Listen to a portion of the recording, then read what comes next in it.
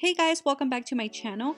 In this video, I'll be reviewing and swatching the Tati Beauty Textured Neutrals Volume 1 eyeshadow palette. This palette is the first product from Tati Beauty that was released on October 25th online at tatibeauty.com. This is a 24 eyeshadow pan palette that retails for $48. It has a cardboard packaging and it feels good quality. The palette has a big good quality mirror and it has a magnetic closure. The material kind of feels like NARS packaging, which some find annoying because it's easy to get dirty. So the palette has a warm color scheme with some hints of cool tones. What makes this palette unique from any other warm tone palette out there is that it has 6 shades and 4 different finishes. You get a black, warm chocolate brown, an orange, a soft tan, a cream, and a cranberry shadow that comes in 4 different finishes. They come in a matte, a sequin which is a matte base with some fine specks of glitter, a metallic, and a glitter finish. As you can see, the eyeshadows do change a bit in color from each finish. The eyeshadows do have names and they are printed under each color tone on the bottom, and on the left they are labeled by each finish.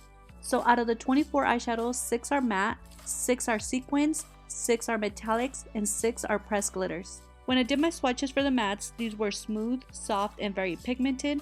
Not only did they swatch evenly, but they also blended out smoothly without any issues.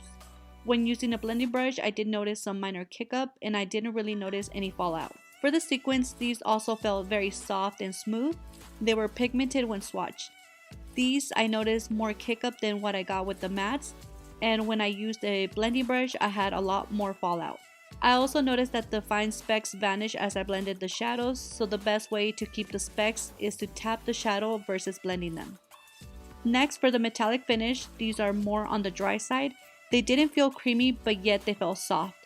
When swatched, they all swatch evenly and pigmented. I definitely recommend applying these with your finger or with a wet synthetic brush for a better payoff. Now for the glitter finish, I found that these were very easy to swatch compared to other pressed glitters I have swatched before. They are very soft to touch and kind of have a wet feel to them. I tested them without a glitter glue and I didn't notice any fading, but I do recommend applying a small amount of a tacky base just to be on the safe side. So overall, I'm happy with my purchase. I think this is a palette that looks so much prettier in person. If you like the color story, I definitely recommend it.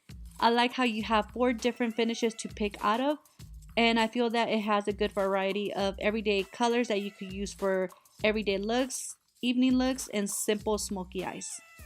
It's currently out of stock, but I believe you could still pre-order it. If not, don't worry, Tati did mention this is a permanent palette. So please let me know what you guys think about this palette. Are you guys planning on picking it up? I hope this video was helpful. Thank you guys so much for watching, and I will see you guys very soon on my next video.